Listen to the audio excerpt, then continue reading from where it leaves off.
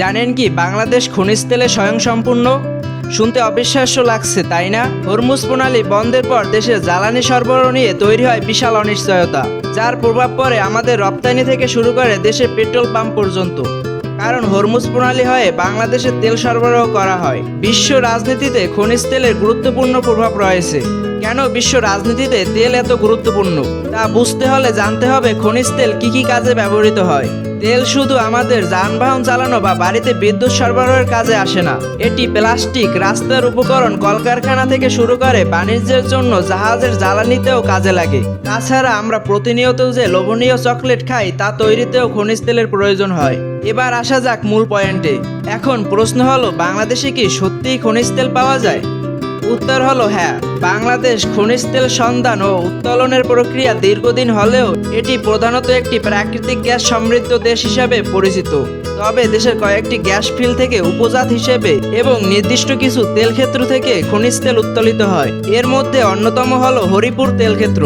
সিলেটের হরিপুর তেল ক্ষেত্র বাংলাদেশের জ্বালানি খাতের ইতিহাসে একটি মাইলফলক। এটি বাংলাদেশের প্রথম এবং এখন পর্যন্ত আবিষ্কৃত একমাত্র বাণিজ্যিক তেল ক্ষেত্র।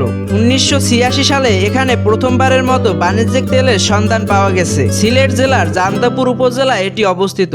এটি মূলত সিলেটের গ্যাস ফিল্ড লিমিটেডের অধীনে পরিচালিত হয়। হরিপুর গ্যাস ফিল্ডে 27 নম্বর কূপ খনন করার সময় প্রায় 2027 মিটার গভীরে তেলের স্তরের সন্ধান পায়। শুরুতে এখান থেকে দৈনিক প্রায় 500 থেকে 600 ব্যারেল অপরিশোধিত তেল পাওয়া যায়। হরিপুর থেকে পাওয়া তেল ছিল মূলত প্যারাফিন ভিত্তিক এবং বেশ উন্নত মানের। টানা কয়েক বছর উত্তোলনের পর ভূগর্ভস্থ চাপের কারণে 1994 সালের দিকে এখানে তেল উত্তোলন অনেকটা কমে আসে এবং এক পর্যায়ে বন্ধ হয়ে যায়। বর্তমানে এখান থেকে সরাসরি বিপুল পরিমাণে তেল উত্তোলন না হলেও আধুনিক প্রযুক্তি ব্যবহার করে পুনরায় তেল সংগ্রহের চেষ্টা চলছে। এটি প্রমাণ করেছে যে বাংলাদেশের ভূগর্ভস্থ শুধু গ্যাস নয়, তেলের বাণিজ্যিক মজুদ থাকার সম্ভাবনাও রয়েছে।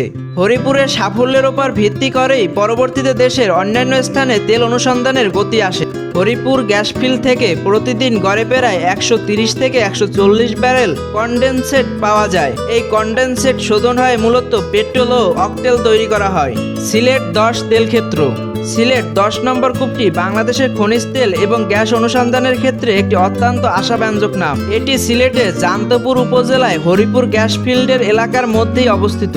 2023 সালের শেষের দিকে এখানে তেলের বড় স্তরের সন্ধান পাওয়ার পর এটি আলোচনার কেন্দ্রে রয়েছে। কূপটিতে 1397 থেকে 1445 মিটার গভীরতায় তেলের স্তরের সন্ধান পাওয়া গেছে। প্রাথমিক হিসাব অনুযায়ী এখানে প্রায় 80 লাখ থেকে 1 কোটি ব্যারেল তেলের মজুদ রয়েছে। তবে বাপেক্সের কোনো হিসাবে এই মজুদ 1 কোটি 50 লাখ থেকে 1 কোটি 80 লাখ ব্যারেল পর্যন্ত হতে পারে। পরীক্ষা চলাকালীন দেখা গেছে এই কূপ থেকে দৈনিক প্রায় 500 থেকে 600 ব্যারেল তেল উত্তোলন করা সম্ভব। যদি প্রতিনিয়ত 500 ব্যারেল হারে তেল উত্তোলন করা হয় তবে এই খনি থেকে প্রায় 15 থেকে 20 বছর পর্যন্ত তেল উত্তোলন করা যাবে। এখান থেকে পাওয়া তেলের এপিআই গ্র্যাভিটি হলো 29.7। এর অর্থ হলো এটি বেশ উন্নত মানের তেল।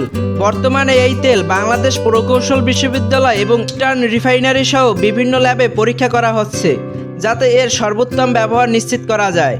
তাছাড়াও সিলেট 10 কূপে 3টি বিভিন্ন স্তরে প্রাকৃতিক গ্যাসের সন্ধান পাওয়া গেছে। এখান থেকে দৈনিক 25 থেকে 30 মিলিয়ন ঘনফুট গ্যাস পাওয়ার সম্ভাবনা রয়েছে। গ্যাসের এই স্তরের চাপ বেশ ভালো, প্রায় 35,000 থেকে 6,000 পিএস। 2026 সালে সাম্প্রতিক তথ্য অনুযায়ী সিলেট 10 কূপের সাফল্যের উপর ভিত্তি করে পাশেই সিলেট 12 নামে আরও একটি কূপ খননের পরিকল্পনা নেওয়া হচ্ছে।